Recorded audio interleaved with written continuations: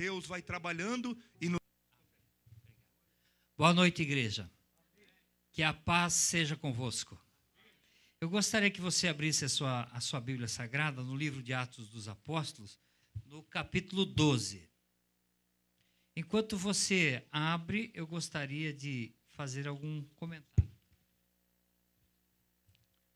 Em primeiro lugar, eu quero louvar, agradecer a Deus por essa igreja, pela vida do pastor Edson, de toda a sua equipe, pelo convite que nos fez para estar aqui hoje ministrando a palavra de Deus. Eu comentava com o pastor ali que esse ano fazem 25 anos que eu prego o evangelho. Eu dou graças a Deus por isso. Mas só que eu não consegui ainda uma libertação na minha vida. Cada vez que eu vou pregar a palavra, eu fico tremendo. Me dá dor nas pernas, dor de barriga.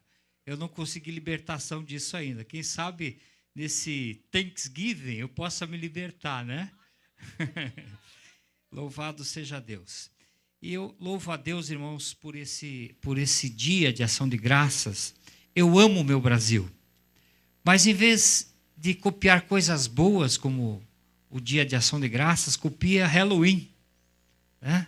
Então vamos orar a Deus e eu vou trabalhar por isso, para que nós possamos instituir coisas, copiar coisas boas também daqui, levar coisas boas. Está tão agradável, tão gostoso aqui, irmãos, esse louvor, essa adoração. Eu nunca vi um pastor tão alegre na minha vida, né? Louvando. E a igreja é a cara do pastor, ele alegra aqui, vocês alegram aí, e o nome de Jesus sendo glorificado. Aleluia. Olha, eu vou falar uma coisa para vocês, viu, pastor Edson? Essa igreja é tão bonita, que parece que eu estou olhando no espelho. Aleluia. Jesus é lindo, irmãos. Aleluia. E eu quero louvar a Deus também pela vida da Flávia, do Alberto, além de todos vocês, porque eu vim lá de longe, sempre o pai tem aquela preocupação. Mas eu estou tão feliz, irmãos, pelo casamento desses meninos, né? A gente vê a alegria na casa deles, na vida deles, a Flavinha trabalhando para Jesus na igreja, tudo que um pai sempre quis, e eu louvo muito a Deus por isso e agradeço ao pastor Edson pela oportunidade que tem dado a esses meninos. Amém. Vamos ler então aqui em Atos dos Apóstolos, no capítulo 12, e diz assim, a partir do verso 1. Porque aquele mesmo tempo o rei Herodes estendeu as mãos sobre alguns da igreja para os maltratar. E matou a espada Tiago, irmão de João. E vendo que isso agradara aos judeus, continuou mandando prender a Pedro. E eram os dias dos asmos. E havendo-o prendido, o encerrou na prisão, entregando-o a 4 quaternos de soldados para que o guardassem, querendo apresentá-lo ao povo depois da Páscoa. Pedro, pois, era guardado na prisão, mas a igreja fazia contínua oração por ele a Deus. Agora fale para a pessoa que está ao teu lado, quando a igreja ora, coisas extraordinárias acontecem. Aleluia. Pode assentar-se. Louvado seja o nome do Senhor. Ninguém precisa me dizer que essa igreja é uma igreja de oração. A gente vê o poder de Deus assim tão maravilhoso nesse lugar. Irmãos, esse texto de Atos dos Apóstolos nos fala de um homem chamado Pedro. Nesta ocasião, um homem cheio do Espírito Santo. Como disse a nossa irmã que cantou por último aqui, no momento de aflição, glorificava a Deus. Pedro era guardado na prisão, e diz aqui o texto mais abaixo, que ele dormia tranquilamente, mesmo sabendo que ia ser entregue à morte. Como disse Paulo, o viver é Cristo e o morrer é lucro, ou é ganho, né? Mas Pedro, outrora, não fora um homem espiritual. Nós vemos ali, no tempo em que ele foi chamado por Jesus para ser um discípulo, Pedro era um homem natural. Como nós fomos também, ou somos. Mas Pedro tinha algumas características que agradavam e agradam a todo ser humano. Primeiro, Pedro era um homem prestativo. Nós vemos aqui pelas passagens, né? Pelos relatos, Pedro era um homem que estava sempre pronto a ajudar. Quando Jesus foi pregar ali à beira-mar, ele já prontificou-se emprestando o seu barco. Quando Jesus mandou que fossem os discípulos pregando, ele estava pronto para ir. E algumas tarefas a gente vê que Pedro estava sempre pronto a ajudar. Era uma boa pessoa. Era aquilo que nós podemos dizer uma pessoa joia. Era um homem amigo. E como um homem natural, tinha as suas virtudes e tinha também os seus defeitos. Todos nós temos virtudes e temos defeitos. E marca muito a vida de Pedro como homem natural no momento em que Pedro participou do partir do pão com Jesus. Eu acho, pastor, que todos os cultos são bons, todos os cultos são maravilhosos, mas o culto de Santa Ceia, para mim, é um culto especial. É um culto maravilhoso, aquele momento de partir o pão, de participar da comunhão da igreja, participar da lembrança, do memorial, do perdão de Jesus pelos nossos pecados, né? Jesus é tão maravilhoso nas coisas mínimas que faz. E no dia da Santa Ceia, imagine, irmãos, os discípulos participando da instituição desse memorial, participando junto com Jesus na primeira Santa Ceia, onde Jesus deu as suas instruções a respeito do pão, a respeito do vinho, a respeito da igreja, aquilo que deveria ser. Então foi realmente, aquele culto foi extraordinário, aquela reunião foi extraordinária. Eu acho que foi o Thanksgiving de Jerusalém. Foi maravilhoso. Mas logo depois da Santa Ceia, diz a palavra de Deus que eles começaram uma conversa entre eles. E eles começaram uma conversa, e essa conversa não agradou a Jesus. Porque eles começaram a discutir entre si qual deles seria o melhor. Começaram, um talvez dissesse assim, olha, você não é muito bom para fazer o louvor. E talvez outro dissesse assim, não, fulano é melhor do que você. Ou talvez algum dissesse, não, mas você quando vai pregar dá umas resbaladas, parece que não estuda muito a palavra de Deus. E outro talvez dissesse, mas você quando vai expulsar demônio não vai muito bem. E talvez outro dissesse, mas a sua sandália não foi engraxada hoje. E talvez outro dissesse, você veio com a mesma roupa que estava pescando. Então aquela conversa não agradou a Jesus. Na verdade, irmãos, aqueles homens naturais, eles estavam com a síndrome dos filisteus. Você conhece a síndrome dos filisteus, não?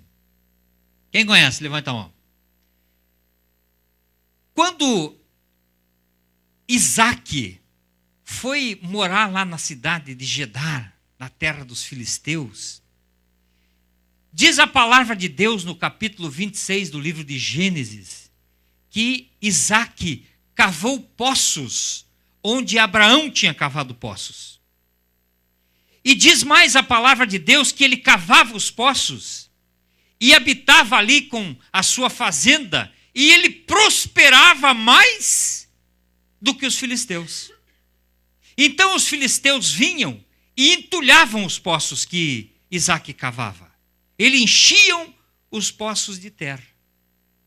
E ele ia para outro lugar e cavava outros poços, e ali prosperava, e causava inveja nos filisteus, e eles entulhavam os outros poços também. Então a síndrome dos filisteus é de entulhar os poços que são cavados pelos Isaques.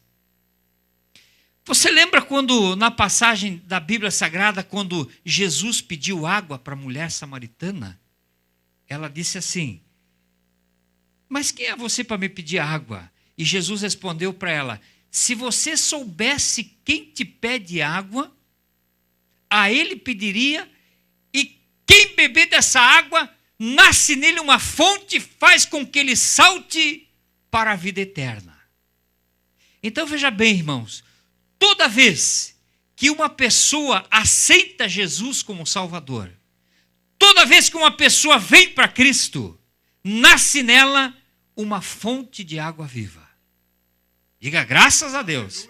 Então, essa fonte faz com que ele salte para a vida eterna. Então, começa a arrojar coisa boa. Quando Abraão cavava os poços, ele prestava um serviço de utilidade pública para a comunidade. Quando uma pessoa aceita Jesus como Salvador, ele presta um serviço de utilidade pública para a humanidade. A pessoa aceitou Jesus, ela deixa dos seus vícios, ela transforma o seu caráter, ela abençoa a sua família, é uma pessoa que não dá mais serviço para a humanidade, mas ela começa a ter uma vida nova. E acontece muitas vezes, irmãos, que quando essa pessoa vem para Jesus, Jesus transforma a pessoa que nasce, que cava esse poço na vida da pessoa para dar água. Muitas vezes os cristãos agem como os discípulos na noite da Santa Ceia. Começam a entulhar coisas nesse poço que é a alma da pessoa.